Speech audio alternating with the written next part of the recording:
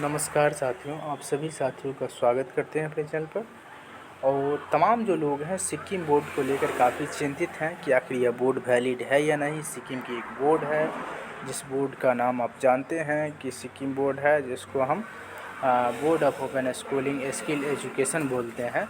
उसमें तमाम जो लोग हैं वो 10th-12th करना चाहते हैं या फिर कर रहे हैं या फिर करके बैठे हुए हैं और वो इस बात को लेकर कन्फ्यूज हैं, पैनिक हो रहे हैं, घबरा रहे हैं कि आखिर इस बोर्ड में वैलिड है या नहीं। इस बोर्ड से जो हमने कोर्स किया है या कोर्स करने का सोच रहे हैं, तो आगे जो हम सरकारी दफ्तर में जॉब करना चाहें या फिर प्राइवेट कॉलेज में एडमिशन कराना चाहें या सरकारी कॉलेज में एडमिशन कराना चाहें, तो यह बोर्ड वैलिड होगा या नहीं होगा। सबसे बड़ा सवाल लोगों के जहन में यही आ रहा है।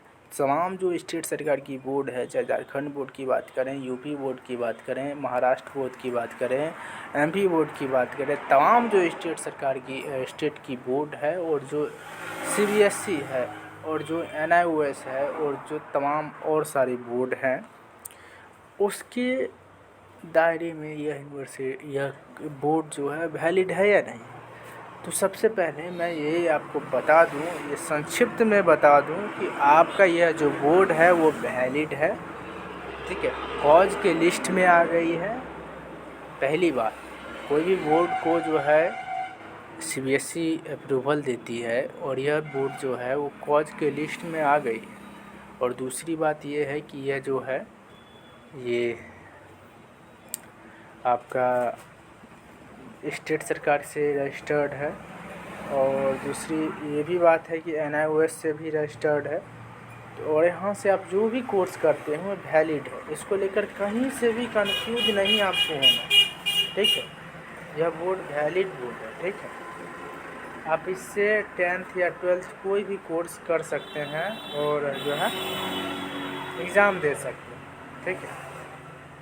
ये आपका 2 प्रकार से एग्ज़ाम तीन प्रकार, साल में 3 बार इसकी एग्ज़ाम होती है। पहली एग्ज़ाम जो होती है वो आपका 1 सितंबर से लेकर 28 सितंबर की महीने होती है और जिसका एग्ज़ाम जो है आपका अक्टूबर-नवंबर में होता है। और एक एग्ज़ाम आपका जो है 1 मार्च से लेके 21 अगस्त तक इसका फॉर्म फिलअप होता है और इसका एग्ज़ाम जो है वो आपका अप्रैल माह में ही हो जाता है, ठीक है। अप्रैल माह में हो जाता है, मार्च, अगस्त, अप्रैल में, ठीक है। मार्च में आपका 1 मार्च से एडमिशन शुरू हो जाता है और 31 अगस्त तक एडमिशन चलता है और इसका एग्ज़ाम जो है अप्रैल से लेके मई तक चलता है। अप्रैल से शुरुआत होगा, इसके मई में आपका रिज़ल्ट भी मई लास्ट तक जो है इसका एग्ज़ाम होता है। इसके बाद रिज़ल्ट आ जाता है और एक आपका डिमांड एग्ज़ाम होता है, ठीक है।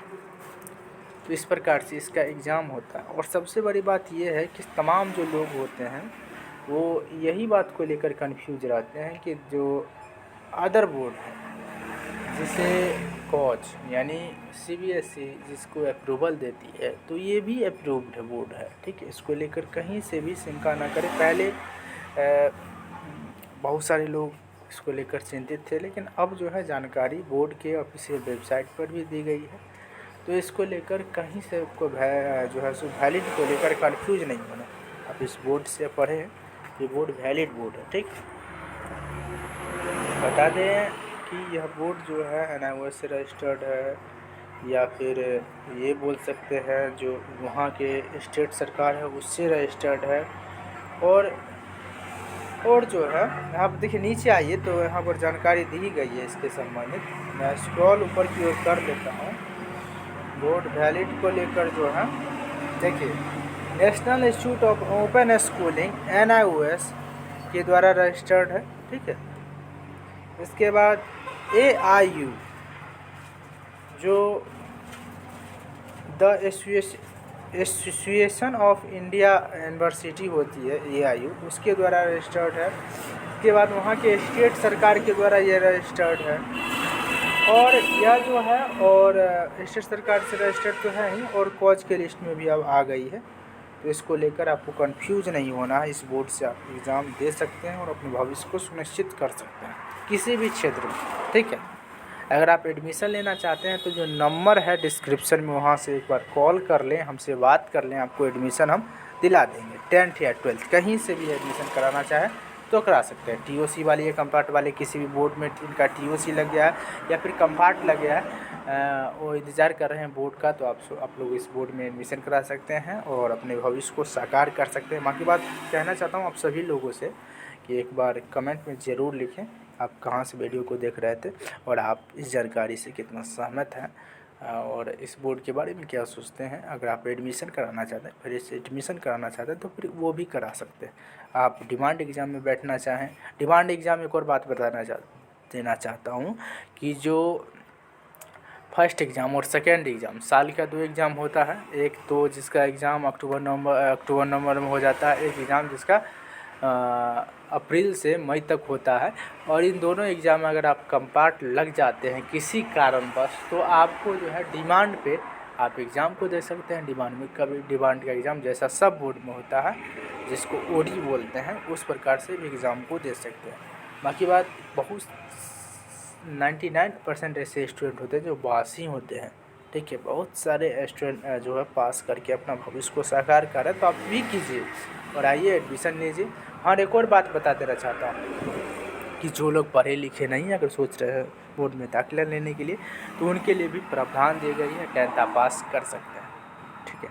उसको लेकर बात हमसे कर सकते हैं पर्सनली, जो मेरा व्हाट्सअप नंबर है उस पर बात कीजिए, आपको पूरी तरह से कोऑपरेट करेंगे। सिलेबस भी सेम ही है जैसा NIOS में होता है, स्टेट सरकार की जो ओपन स्कूलिंग होती है उस पर इसी प्रकार से सिलेबस रहने वाली है, ठीक है। धन्यवाद।